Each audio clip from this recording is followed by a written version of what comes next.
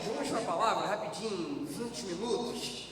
Vamos ver se a gente consegue aqui passar aquilo que Deus ministrou nos nossos corações. Vamos lá, para a sua Bíblia aí, meu irmão. Evangelho segundo Lucas. Glória a Deus, Deus é maravilhoso. Evangelho segundo Lucas, capítulo 7. Quero ler versículo 39, para a gente remir o tema, só o versículo 39. Evangelho segundo Lucas, capítulo 7, verso 39. Quem achou diz amém. Quem não achou, diga, me espera aí. Legal, o pessoal tá bom de Bíblia, hein? Diz assim, queridos, a santa palavra do Senhor. Quando isso viu o fariseu que o tinha convidado, falava consigo, dizendo: se este fora profeta, bem saberia quem e qual é a mulher que lhe tocou, pois é uma pecadora.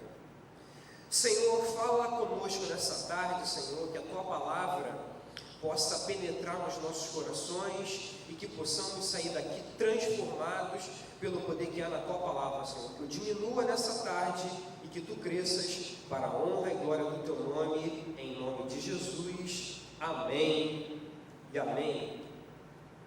Glória a Deus. Queridos, o tema desse mês, o tema para esse início de ano é interior e exterior. A proposta de Deus para a gente esse mês é trabalhar muitas coisas que estão dentro de nós, ok? Porque na aparência a gente pode demonstrar uma coisa, o teu exterior ele pode demonstrar uma coisa que não é aquilo que está no teu interior, ok? Esse texto aqui eu estava meditando esses dias em casa, eu falei, Senhor, que texto lindo, quanta coisa tem aqui que dá para a gente aprender, e quantas coisas tem aqui que dá para a gente aplicar. E aí, pensando, meditando no texto, Deus me chegou a essa conclusão desse tema interior e exterior, né? A Bíblia tem várias passagens que falam muito sobre o tema. Ontem, na consagração, os irmãos que vieram ontem, a gente leu um outro texto também muito forte, que fala bastante sobre o tema também, Evangelho segundo João, capítulo 8, quando os fariseus também apresentam uma mulher, pega no próprio ato, cometendo um adultério, e eles levam essa mulher até Jesus, e eles chamam Jesus de mestre, né? E aí ontem, os irmãos que estavam na consagração, a gente falou bastante sobre isso, né? O fariseu, ele tem uma boa oratória, ele fala muito bem, mas o interior dele está cheio de pecado, está cheio de más intenções, né? E às vezes Deus quer que a gente entenda que não basta só ter um exterior bonitinho, não basta só você ter uma roupa de crente, não basta só você saber falar muito bem o evangeliquez, que é a nossa língua, né? Fala aí, vaso, e aí, profeta, né? Não basta só falar o linguajar de crente, não. Você tem que ter o seu interior tratado. E quando a gente tem o nosso interior bem resolvido em Deus, bem tratado em Deus, irmãos, as coisas elas começam a fluir melhor da nossa vida. É interessante que a Bíblia ela fala muito sobre discernimento espiritual. Na semana passada a gente pregou um pouquinho, a gente relembrou esse tema que a gente tinha ministrado no ano passado, né? Vale a pena a gente buscar e aprender sobre o tema. Semana passada a gente falou um pouquinho sobre 1 Samuel capítulo 16, né? Quando Samuel chega na casa de Jessé para ungir o próximo rei de Israel, um homem segundo o coração de Deus. Irmãos, a Bíblia diz que Samuel quase unge o cara errado, ok? Samuel, se não fosse uma intervenção de Deus, ele ungiria Eliabe, ok? O primeiro rei de Israel foi Saul, o segundo rei de Israel poderia ser Eliabe se Deus não interviesse naquela situação, ok? A Bíblia diz que Samuel, quando ele vê Eliabe é bonito, Eliabe tem uma aparência boa, Eliabe é alto, Eliabe tem um biotipo de um rei, Samuel, quando vê Eliabe, o primeiro filho de Jessé, a Bíblia diz que Samuel fala assim: certamente está perante o Senhor o seu ungido. Eu imagino Samuel, quando ele vê Eliabe, já preparando o azeite, preparando, sabe, toda a cerimônia para ungir Eliabe. Eu fico imaginando Deus de braços cruzados, vendo Samuel, que é o profeta de Israel até então, preparando para ungir Eliabe. Aí Deus fala com Samuel: Samuel, o que você vai fazer? Aí Samuel, ele fica imaginando Samuel: Senhor, ele tem um biotipo, ele é bonito. Aí Deus fala para Samuel: vem cá, você está olhando o exterior? Você está olhando o que está diante dos teus olhos? Samuel, eu não enxergo assim, Samuel. Deus fala para Samuel: Samuel, você olha o que está diante dos olhos. Eu, Senhor, eu olho para o interior. O exterior pode até te comover, mas não me comove. Então o nosso Deus não é um Deus que olha para o exterior, é um Deus que olha para o interior.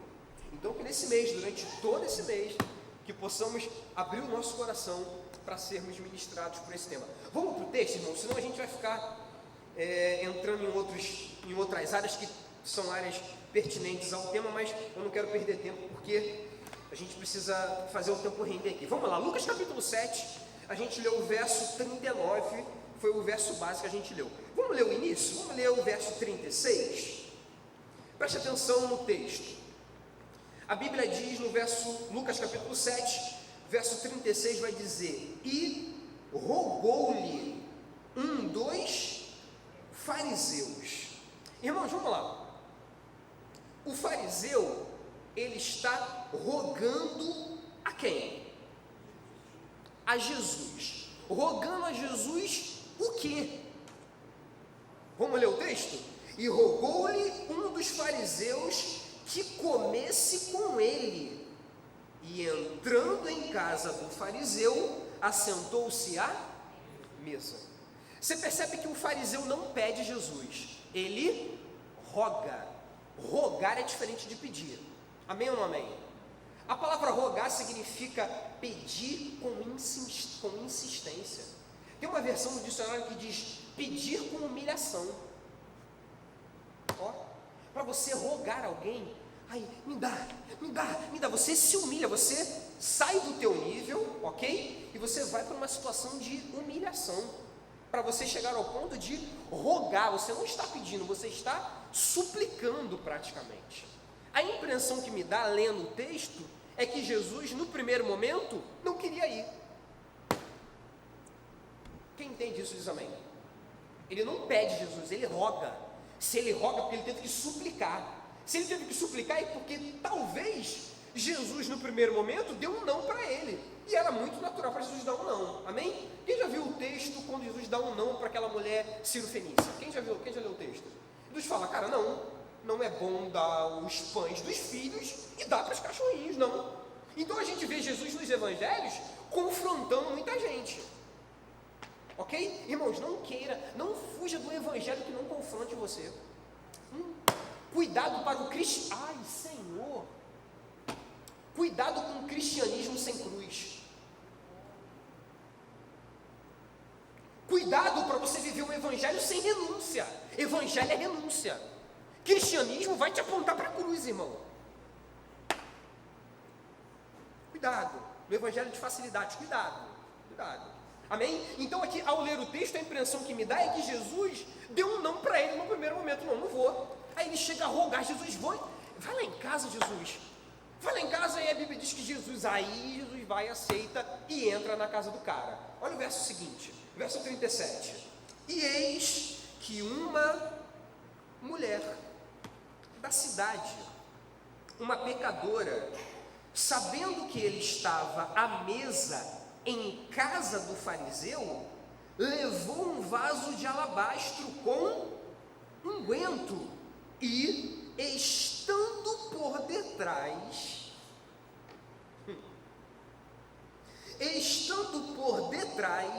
aos seus pés, chorando, começou a regar-lhe os pés com lágrimas e enxugava-lhes com os cabelos da sua cabeça e beijava-lhe os pés e ungia-lhes com unguento. A impressão que eu tenho é que Jesus na casa do fariseu foi um evento na cidade naquele dia. A impressão que eu tenho é que Jesus na casa do fariseu chamou a atenção de muita gente, inclusive daquela mulher, que a Bíblia diz que era uma pecadora. Ok, até aí não está dizendo muita coisa não, porque eu também sou pecador. Tem alguém aqui que é pecador aqui, gente? Então é uma mulher igual a gente.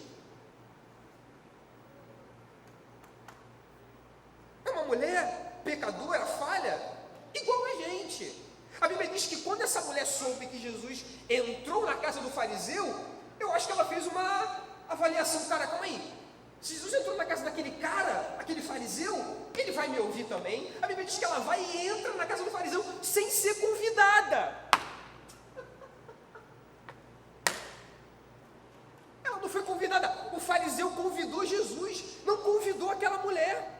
Mas ela faz uma avaliação, ela faz um juízo de valor, ela diz assim, cara, calma aí, se ele entrou na casa do fariseu, ele vai me ouvir também. E ela vai e entra na casa do fariseu, sem ser convidada, e ela começa um processo de humilhação. Uma mulher que é rotulada por todos da cidade como uma pecadora, por dentro ela é uma mulher sensível. Ela é uma mulher que quer pedir perdão, que não quer pecar mais. Quem está entendendo isso diz amém? Então por fora, alabá, carabaçou, por fora ela é rotulada como pecadora, por dentro, para Deus, ela é ai Senhor, ela é rotulada como alguém que tem um coração quebrantado. Quem está entendendo isso diz amém, igreja? As pessoas a julgam como pecadora. Jesus, vendo essa ação, julga ela como alguém que tem um coração quebrantado. E a um coração quebrantado e contrito, sendo pecador ou não desprezarás, ó Deus. A um coração quebrantado ou contrito, sendo você um matador, Deus não despreza. A um coração quebrantado e contrito, sendo você uma prostituta, sendo você o pior da sociedade, que a sociedade pode te rotular, Deus não despreza. Então eu vejo essa mulher fazendo uma análise, cara, se ele entrou na casa do fariseu, ele vai me ouvir também. Essa mulher entra na casa do fariseu sem ser convidada, detalhe, parênteses, ok? E ela vai e começa um processo de humilhação. Começando ela um processo de humilhação, o fariseu se manifesta. Verso 39, que foi o primeiro versículo que a gente leu, vai dizer o verso 39. Quando isto viu o fariseu que o tinha convidado, falava o quê? Me ajuda aí, igreja? Ele falava com alguém? Ele falava consigo mesmo. Talvez ele estava pensando. Ok? Pensando consigo. Quando isso viu o fariseu que o tinha convidado, falava consigo dizendo o quê? Se o quê? Este. Olha o pronome de tratamento. Ó. Este é pronome demonstrativo. Você entende que primeiro lá no versículo 36, ele roga a Jesus para ir na casa dele. Se ele roga a Jesus para ir na casa dele, porque Jesus primeiro não queria ir, ok? E ele queria muito a presença de Jesus lá. Quem entende isso diz amém. Então é um cara que para a multidão, ele está jogando para a torcida. Ele está falando, cara, eu preciso da tua presença na minha casa. Ele consegue levar Jesus para a casa dele, ok. Na casa dele acontece algo que ele não tinha programado, que é uma mulher pecadora da cidade, entra na casa dele, a mulher começa um processo de humilhação, ela se lança aos pés de Jesus, ela quebra um vaso de alabastro, dentro desse vaso tinha um perfume muito caro, ela derrama esse perfume aos pés de Jesus, o perfume enche toda a casa e aquilo ali chama a atenção do fariseu, e aí ele revela o que está dentro dele. Porque para a multidão, o fariseu chamou Jesus para ir na casa dele, mas por dentro ele revela o fariseu que é dentro dele. Aí ele fala assim, se este fora profeta, bem saberia quem e qual é a mulher que lhe tocou, pois é uma pecadora. Olha o juízo que ele faz dentro dele. Primeiro, não é um cara que pede para Jesus ir na casa dele, ele chega a rogar Jesus para ir na casa dele. Ok? Ok. Então a presença de Jesus na casa dele era algo muito importante. Jesus na casa dele, ele vai e julga o próprio Jesus. E aí, irmãos, analisando o texto, eu vejo e falo: Senhor, qual o fariseu que é dentro de mim, Senhor? Quais são as áreas que dentro de mim, que eu estou dizendo para o povo que eu estou bem e na verdade não estou? Como acontece esse processo? Como acontece esse processo de farisaísmo dentro de nós? Como acontece? E aí eu estava entrando na história e eu analisei que no Antigo Testamento a gente não vê a palavra fariseu. Ó, alguém já viu a palavra fariseu no Antigo Testamento aqui? Já viram? Já viram? No Antigo Testamento não aparece a palavra fariseu. Aí me fez pesquisar muito mais. Aí eu fiz: Senhor, tá, aonde eles surgiram? E aí, analisando, eu vi que os fariseus surgiram por volta do ano 200 a.C. Ok? No ano 300 a.C., aconteceu a Septuaginta. A Septuaginta, o que é? A Septuaginta é a tradução da Bíblia hebraica para o grego, tendo em vista que muitos judeus, quando retornaram do cativeiro, retornaram falando aramaico e grego. Ok? Muitos não tinham acesso à Torá, muitos não tinham acesso aos escritos dos profetas. E aí, a Bíblia diz que 72 rabinos, 6 de cada tribo, ok? Quantas tribos tinha Israel? 12 tribos. 6 de cada tribo, 6 vezes 12 dá quanto? 72. Ok? 6 rabinos de cada tribo foram a Alexandria, no Egito, e lá eles fizeram a tradução do Antigo Testamento do hebraico para o grego. E aí todos tiveram acesso à palavra. Ok? Ok. 100 anos depois, a Bíblia diz, né? Os estudiosos dizem, ok? Que nasce essa seita chamada os fariseus. E o interessante é que eles nascem no momento de ausência de voz de Deus, porque o último profeta, aleluia, o último profeta do Antigo Testamento foi Malaquias. Malaquias profetizou por volta do ano 430 a.C. Então a gente tem uma lacuna aí de 400 anos sem voz de Deus. A gente tem um intervalo aí de 400 anos sem Deus levantar um profeta sequer. E a Bíblia diz que o movimento do farisaísmo nasce no momento de ausência de voz de Deus. E eu te pergunto, qual é a chance de algo prosperar sem vir de Deus? Olha aí. Porque um dos maiores opositores do ministério de Jesus foi os fariseus. Eram os fariseus, melhor dizendo. Quer dizer, um movimento que nasce no momento que Deus não fala, e é um movimento que vem de Deus. Os fariseus, eles eram extremamente conhecedores da Bíblia, da Torá, dos mandamentos. Eles eram o poder executivo e o poder judiciário ao mesmo tempo. Ok? Existem os 3 poderes que regem o nosso país, que é o poder legislativo, o poder executivo e o poder judiciário. O legislativo cria, normatiza as leis. Ok? O executivo executa as leis, tem o poder de executar as leis. E o judiciário é o que julga as leis. Os fariseus, eles não são o poder legislativo, eles não criam as leis. A lei já existia. Ok? A lei já foi dada por Deus através de Moisés. A lei já existia. Eles eram o poder executivo, eles executavam as leis. A Bíblia diz que o apóstolo Paulo foi um fariseu. Amém ou não amém, igreja? A Bíblia diz, Atos capítulo 7, da morte de Estevão, quem está lá para dar o veredito, hein? Quem está lá para assinar? Quem está lá para julgar a lei? Saulo, que até então era um discípulo de Gamaliel. Ó, a gente tem esse texto, Paulo fala isso em Atos capítulo 22, quando ele está em Jerusalém se defendendo Depois em casa você lê com calma Atos capítulo 22. Paulo ali, ele fala um pouquinho da sua origem do farisaísmo. Ok? E a Bíblia diz aqui no verso 39, que o fariseu, quando ele vê essa mulher se derramando perante Jesus, ele mostra o fariseu que há dentro dele. Um fariseu que está maquiado. Um fariseu que aos olhos humanos, nossa, ele levou Jesus para a casa dele. É o mesmo cara que leva Jesus para a casa dele, é o cara que está julgando Jesus. Quem está entendendo isso diz amém? Amém? Gente, meu tempo acabou, já são 7 horas, a hora passa muito rápido, ok?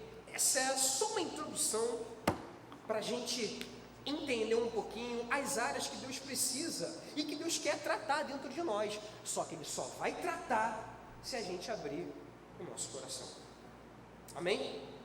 O salmista Davi, no Salmo 51, no verso 10, ele diz: cria em mim, Senhor, um coração puro e renova em mim um espírito inabalável. Amém? Então que durante esse mês, né, a gente possa abrir o nosso coração para recebermos essa cura, esse tratamento, né, interior. Deus já mexeu no nosso caráter esse mês. Vira para o teu lado e fala para ele assim: esse mês, deixa Deus mexer no teu caráter. Aquelas áreas mal resolvidas que existem dentro de nós, Deus quer mexer aí, irmão. Deus quer mexer aí. Tem uma... quando o apóstolo João ele escreve a igreja de Sardes, é lindo, né? Ele fala para a igreja de Sardes assim: eu sei as tuas obras. Você tem um nome de que vive, mas está morto. Quer dizer, você mostra uma aparência, mas por dentro eu sei a podridão que há dentro de você. Né? Que nesse mês a gente vem abrir o nosso coração e falar: Senhor, entra aqui e lava a gente por dentro.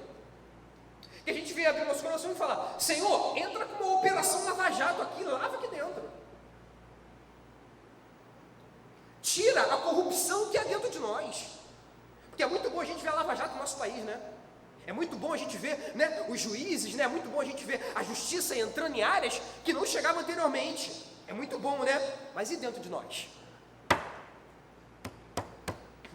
Que o Espírito Santo, nesse mês, possa entrar e mexer naquelas áreas que a gente não quer tocar, né? Igual Marta falou para Jesus: Jesus, tira a pedra. Não tira a pedra não, Jesus. Vai cheirar mal. Isso aqui não está bem resolvido, Jesus. Tira a pedra. Tira a pedra. Eu quero mexer nesse teu Lázaro aí. Eu quero mexer nessa área aí que você julga está numa situação, eu estou vendo de outra situação. Amém, igreja? Vou terminar, vou ficar de pé.